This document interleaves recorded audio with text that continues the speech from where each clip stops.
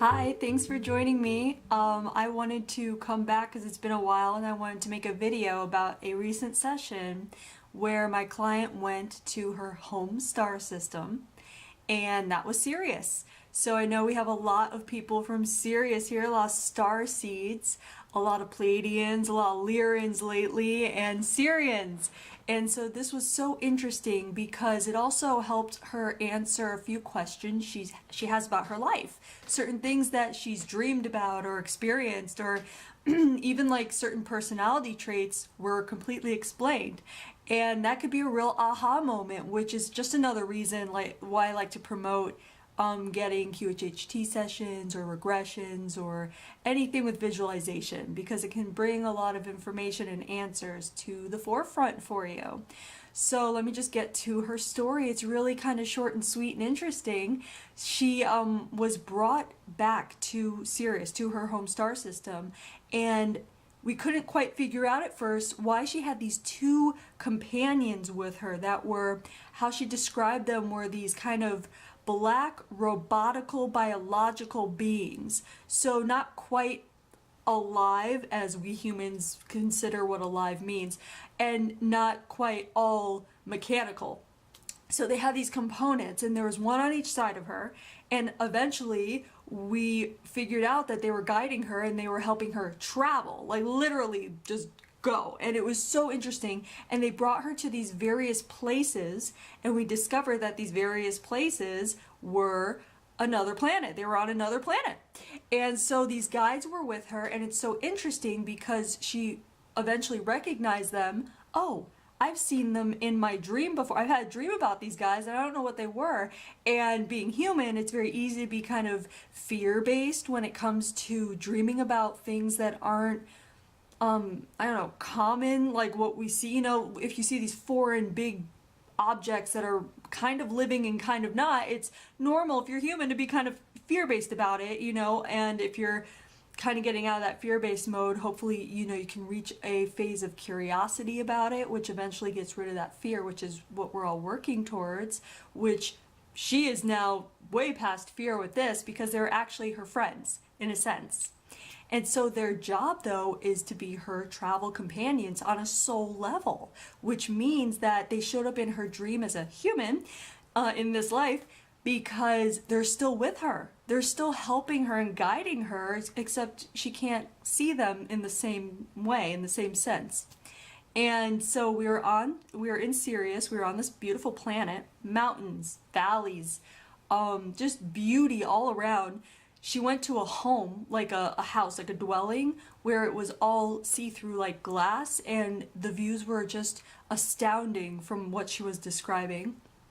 And then it took her to this place where there were people gathered, and these people were dressed in very fine garb and attire, and everything was beautiful. The people were all, I think they were singing and dancing. It was like a gathering around a big bonfire is what it was. And there was someone there that she was able to speak to get information from. And how she spoke to these people it was telepathic, of course. Why not? And so she was speaking and learning a little bit about who she was, who they were, and just how they were enjoying their lives there. And there really wasn't the kind of chaos that we experience here on Earth. And she was also learning about the reasons behind her departure and coming to Earth. And of course, usually us, you know, the starseeds, light workers, whatever it is, they come to Earth to raise the vibration, to help out as much as they can, which she is definitely doing in this life. And what was really interesting was this place that she went to was so picturesque and beautiful and ideal. And what they wore was gorgeous and beautiful. And so it's funny because in her life, her current life, she is all about aesthetics and beauty and things being, you know, looking beautiful and fine and perfect exactly as they're supposed to be, almost to an extent where she can't quite reach an idealistic state of being. Almost like there's a problem, like, why can't I live in an ideal, beautiful place how I want it to look? And it's all because her soul was used to this picturesque, beautiful place on, you know, in Sirius, that it can't be what's the word? It can't be like remade here. There's a word, I can't think of it, but it can't be copied basically here on Earth. It just simply can't. And so it explained to her why she always had that like longing to be surrounded by idealistic, beautiful aesthetics, but couldn't quite get there 100%.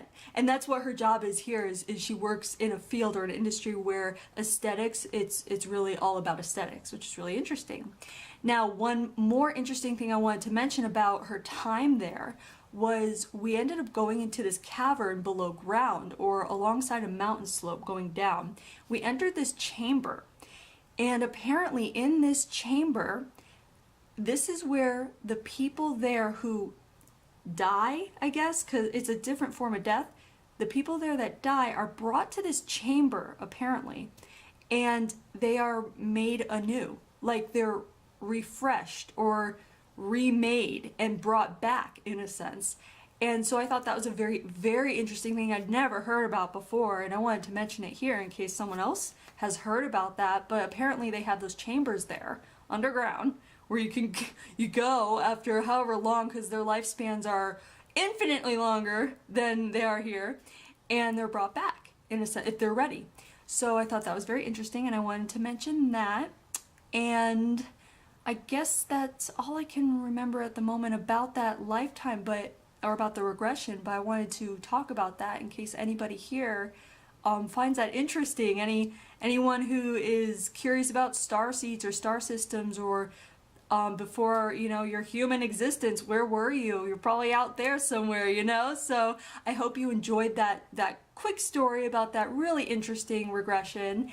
And if you like this, stay tuned. I'm gonna come out with more stories, more regression stories, more guided meditations, and subscribe, like, share, comment, all that good stuff. And I'll be back soon, and have a great day. Love ya. Bye.